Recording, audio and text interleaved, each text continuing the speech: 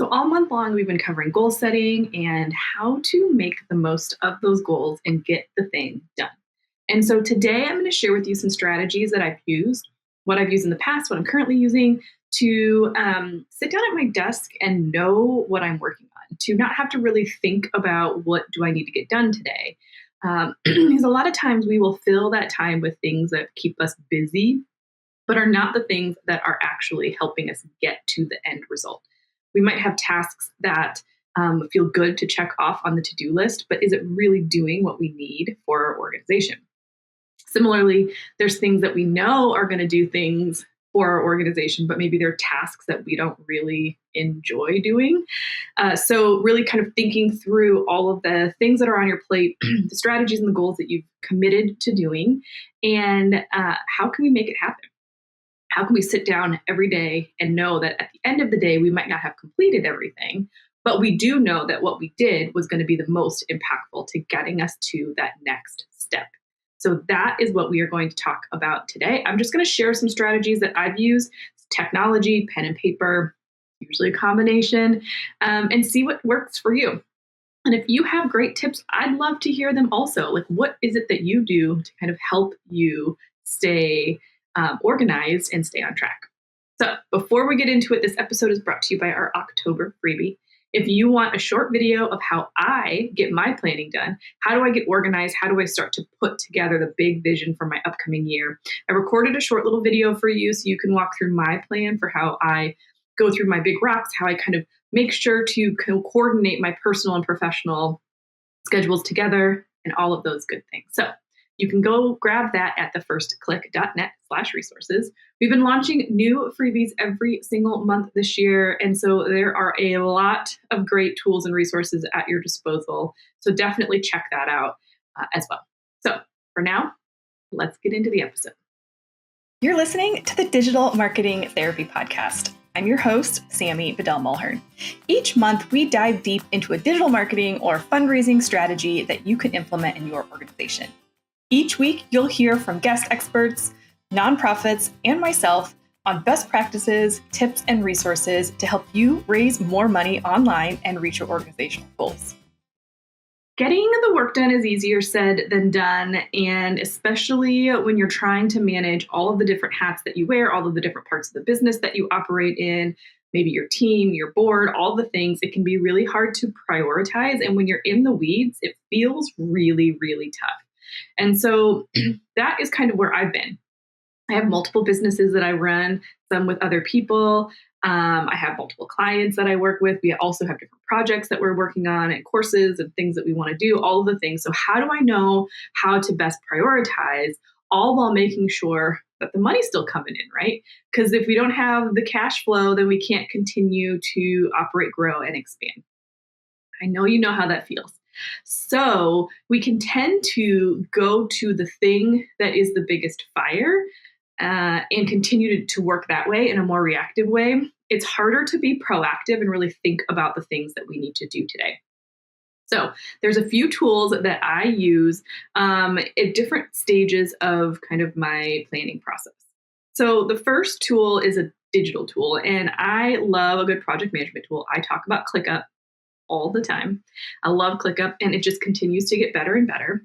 And so I would really encourage you to, especially if you work with a team, put a project management tool into works. When you have your big goal and you have kind of, this is what we have decided is how we're going to do it, you can start to put those things in there. And then some of those things can go on autopilot, right? Things like, this is when the general newsletters need to go out. This is when we have our event coming up, and we want to trigger to start planning. These are the dates that I want to make sure we're updating the website, right? You can start to go ahead and put all of those things in there.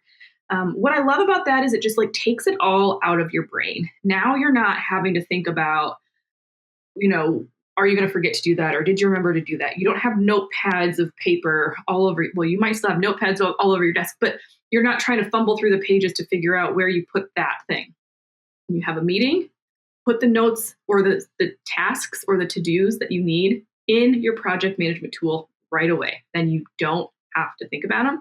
You don't have to worry about it. Even better yet, take notes from those meetings directly into your project management tool so you can easily turn them into tasks and assign them to the people that need to do the follow-up or the engagement. So I use a project management tool all the time, every day. It's how my team knows what to work on during the day. We can move things around. We can add notes. We can have conversation. And again, what I love about it is the conversations stay within the task, right? You know how emails sometimes will like morph from one topic to another, and all of a sudden you're trying to search for that information, but it's in a subject line that is completely unrelated. You would never think to look there, right? It gets confusing. So I really love a project management tool for that. And it helps you save a lot of time and energy. It's also great then for people to be able to go back and say, okay, well, what did we do last year? What did we do here? Like you can go back and find that information. It's all cataloged automatically because you've been putting it in there. So again, ClickUp is my favorite. You don't have to use that one. There's tons of great ones out there. Don't spend too much time trying to figure out which project management tool you want to use. Just pick one. I think there is, excuse me, I'm getting that cold, I think. There is a resource in our free resources section at thefirstclick.net/resources, which is your tech checklist. It is a guide to walk you through how to determine the tech to use in various situations. So if you're really wanting to make sure you can dial this in quickly, definitely check that out. Again, at thefirstclick.net/resources.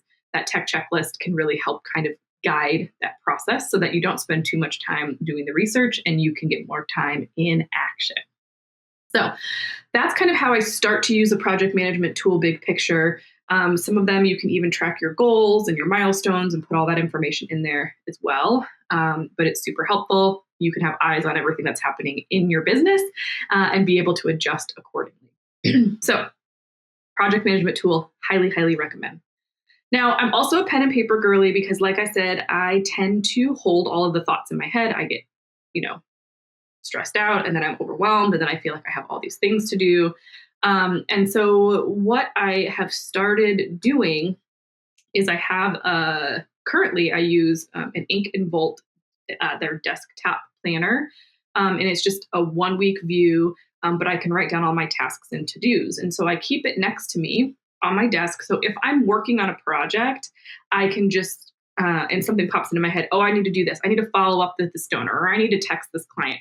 I don't need to switch gears and do it, but I can just write that down on my paper tablet and remind myself that that's something that needs to get done. When I'm done with the project I'm working on, I can go back to that and prioritize some of the other things that are on my list. It helps me at the beginning of the week to really think about what do I need to get done this week? And I can kind of also start to put some of those things in buckets. So this is where you might have a little bit of duplication and overlap in that you might have some things in your project management tool. I like to use the paper to help me put those buckets to say, okay, I need to have this blog written. I need to do this marketing strategy for a client. I need to, write all my social media posts, record podcasts. I can start to put those into buckets of what day I'm going to work on them. Again, pulling them out of my head. I don't have to think about it. I know I've got time and space. You could also do this digitally in your calendar or your Google Calendar. You could do this in your project management tool. I like to do it on pen and paper. It feels good to kind of process and write it down for me. But that's definitely something I do on Mondays in the morning. I sit down, map out my week, and figure out exactly what I have to get done. But before we do that, let me back up a little bit because I got a little ahead of myself. I used to use the Full Focus Planner by Michael Hyatt. Obsessed with it, highly recommend. And I might go back to using it again. I'm not quite sure yet what I'm going to do for 2025. But what I love about it is that each book is a quarter. So you can really kind of think about, okay, we have our big chunks, we have our big plan for the year. Hopefully you've written down kind of what your goals are for each quarter or what some of the timelines are, right? Like when you have events or when you have campaigns, where you know that this is a quieter quarter where you can focus on some of the other longer term vision projects, whatever that might look like for you. When you have that written down, then I love the process that the Full Focus Planner walks you through, from mapping out your schedules to understanding your morning routine, your shutdown routine. What are the things that you need to get done in this quarter? So it walks you through that very nicely. And then it walks you through a mini version of that every single week. So you are going through gratitude. You're reviewing what was working and what's not working. You're reviewing kind of what are the big things that have to get done. Who are you going to connect with? How are you taking care of yourself? There's self-care stuff built into it too, which I love. And so it's really kind of a nice mental way to be like, okay, this is what my quarter looks like. This is what I'm going to get done. And we're going to work through this book, and you can just have it all laid out nicely. I might go back to the full focus planner. I'm just not quite sure yet. It works if you work it, right? This is the thing that we're spending a lot of time on right now is what are we truly committed to? Because all of these strategies are great, but if you don't build that habit, it's not going to do anything for you, right? If you don't put in the time and effort to start to put these things into place, then you're just buying a planner that's sitting on your desk. So really think about what you're committing to. And if you choose to use one of these tools, use it. Make sure you're using it. So anyway, so yes, both of them, right? I like to work on my weekly schedule so that I can kind of start to put those things in place. The other thing that I like about having it down on paper is I can go back when I'm doing my Monday planning, I can go back and look at the week before, or usually a couple weeks before, and I'll try to highlight things that I didn't get done or follow up. So a lot of times I'll write on my desk planner, on the back side of that page, I'll write some notes for that week, right? So everything kind of stays in the same place. And I can go back through and highlight and say, okay, these things didn't quite get done, or I didn't follow up with these people. So it's easy for me to make sure that I'm pulling those tasks through that I didn't complete. So I can do that and make sure everything's good to go. It just helps me in my brain. So now I know when I'm sitting down every day what I need to work on, and I trust that it is the thing that is going to help me really move forward in the goals that I have set for my organization. Now, what I also like is that it gives you the empowerment to say, hey, when somebody comes to you with this task or this project or whatever, you can say, you know what, I have space in my calendar this week. I can absolutely help you with that. Or, hey, this is what I've got going on this week. These are top priorities. These are what I really need to focus on. I can do it next week, or I can do it this time or another, right? It allows you to really have in your brain, these are the things that I know I have to get done. These are the 2 or 3 things that I have to get done. And if I don't, then I know that I'm not working us towards the goal. I'm just being reactive. I'm not being proactive. And we did a podcast episode. I can't remember the number off the top of my head with Chelsea Newmeyer. So we'll link that up in the show notes at thefirstclick.net/280. We did a podcast episode with Chelsea Newmeyer where she talks about a bunch of different strategies for organizing your to-do list, because you're never going to get your to-do list all done. So we still want to set ourselves up for feeling successful and knowing that we are doing the most important work that we can. Okay, so full focus planner. I use the daily or the weekly desk pad from Ink and Volt. And then the other tool that I've been using this year, which I love also from Ink and Volt, is their meeting planner, not meeting planner, but their meeting one-on-one notebook. Again, it's just a little notebook that I can easily take with me. It looks nice. And it has all the prompts and organization for me to put things together for notes for that meeting. So if you're somebody who really wants to take notes and not type them in, which I love to do, because again, it helps me kind of with the brainstorming and like the creativity and just like things sinking in. That's a great desktop or a notepad that you can have to keep your notes, write your follow up, and then again, when you're done, come back, put the next steps in your project management tool so you know that they don't get lost and there's better visibility within your whole team. So those are just a few of the things that I use. I definitely have, I'm not a Post-it person. I don't have Post-its all over the place. But I do also have an idea folder in my ClickUp. So if somebody comes to me with an idea, or if I come up with something and it's just not the right time, we can put that in an idea folder for me to go back and look at. We've talked about that a few times on the podcast. And then I'm also going to implement this year a whiteboard in my office that I can kind of put my big goals, my big picture. Here's my annual goal. Here's my quarterly goals. And here's what I need to do this month, so that it can be right in front of my face and I can see it.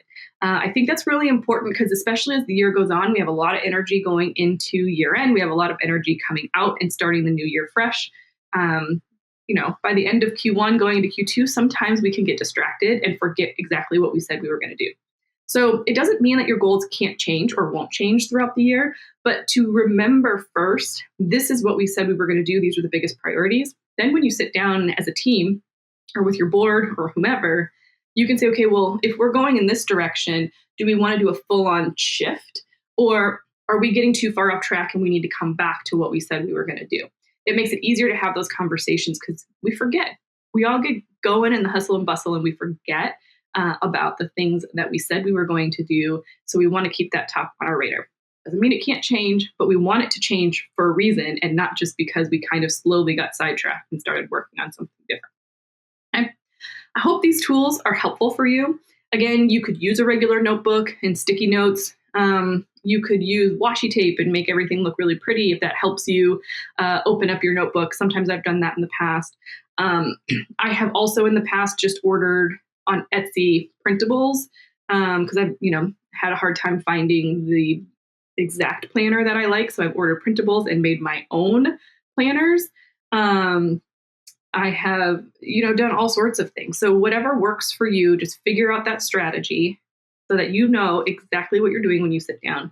Make sure you have your goals in front of you. Make sure you know what your detailed goal is for Q1. And let's rock it. Let's make 2025 our best productive year. And then we'll see the results, right? The more we're working the plan, the better the plan is working for us, and the better we're going to be able to increase our impact. So thank you so much for listening. You can find the show notes and all the resources that I mentioned here, and there's a lot of them, in the show notes at thefirstclick.net/280. Happy planning, organizing, and most importantly, executing. And again, if you have any of those strategies you want to share with me for something that's really working well, I'd love to hear it. You can send us an email at hello@thefirstclick.net. Thank you so much for listening. Make sure you are subscribing wherever you listen, or on YouTube if you're watching us there. We have some things we're working on for 2025. I'm not quite sure exactly what it's going to be, but we're excited to be here with you and excited for another year of the podcast. But thank you so much for listening, and we will see you in the next one.